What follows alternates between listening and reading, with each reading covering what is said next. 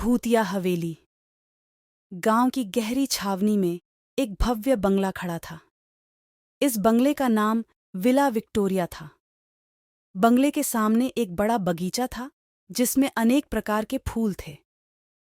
गांव वाले कहते थे कि विला विक्टोरिया में एक भूत रहता है, लेकिन कोई कोई इसे सच्चाई नहीं मानते थे। एनाबेल उसी गांव की एक लड़की थी। उसने कभी ध्यान नहीं दिया था इन अफवाहों पर। उसके मन में विला विक्टोरिया के बगीचे में घूमने की ख्वाहिश थी, लेकिन गांव वालों के डर कारण वह उस ओर नहीं जा पाती थी। एक रात एनाबेल को अजीब सपने आने लगे। वह एक व्यक्ति के साथ विला विक्टोरिया के बगीचे में खेल रही थी, जो उसे बुलाने आया था। वो दिन भर इसी सपने के बारे में सोचती रही और अंततः निश्चय किया कि वह विला विक्टोरिया में जाएगी। अगली रात जब चांदनी की किरणें बगीचे को चमकाने लगीं, एनाबेल बगीचे की ओर चली गई। जब वह बगीचे में पहुंची तो उसने विला विक्टोरिया की भव्यता को देखा।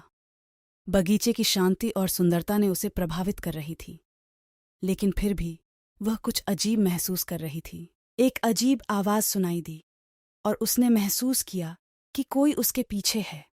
अचानक एक भूतनी के रूप में एक लड़की उसे दिखाई दी, जो उसे डरा रही थी। एनाबेल भागने की कोशिश करने लगी, लेकिन वह नाकामयाब हो रही थी। भूतनी की वास्तविकता का राज क्या था? उसे यह एक बात सता रही थी। एनाबेल के मन में अब उस बंगले का डर था। अगली सुबह एनाबेल उस बंगले के सामने गई और एक तक उसे देखती रही और कुछ देर बाद घर चली गई। एनाबेल ने फिर एक बार उस बंगले में जाने का फैसला किया। अगली रात को वो उस बंगले में गई।